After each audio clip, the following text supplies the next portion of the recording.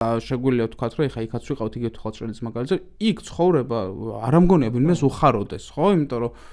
არც საცხოვრებლად ვარგისი იყო ის ტერიტორია და არაფერი. უბრალოდ შენ რო ხარ სახელმწიფო და არანაირ პასუხისმგებლობას არ აქვს მათ წინაშე და მხოლოდ საპოლიციო ძალებით ელაპარაკები და ასახლებ და აქთან მესაუბრები რომ ერთის ხრივ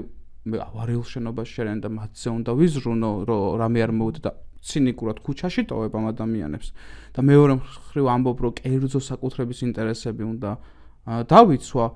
ну აი ნიშნავს უბრალოდ სახელმწიფო და არ არსებობ როგორც სოციალური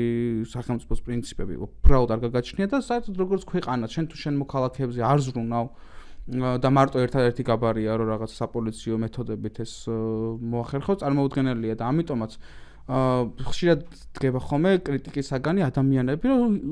ხვის საკუთრებაში არიან ეხლა მე შევიჭრა ანუ ვიღაც ხო არის ხოლმე ეს მსჯელობა რა ეხლა მე რო დავიკაო არ გამომასახლებენ უნდა ვიმსჯელოთ ერთის მხრივ სად არის სახელმწიფო პასუხისმგებლობები რა ვალდებულებები აქვს და საცხოვრებლის უფლებაზე უნდა ვიფიქროთ უფრო ფართო ასპექტში და ერთი რაც არის ხოლმე რა აქ აი ეს ადამიანები რომელიც აი ამაზე ძალიან ბრაზობენ ხოლმე აი არასდროს არ გამოხატავენ გაოგნებას როგორ ხდება ერთლარად მიწების გადაცემა მაღალჩინოსნებზე ვიღაცა ბობოლა ბიზნესმენებზე რომლებიც შემდგომ იქ რაღაცა იწყობენ ტყეებს გადაიფორმებენ ასე შემდეგ და იმაზე არასდროს არ ხდება აქცენტი და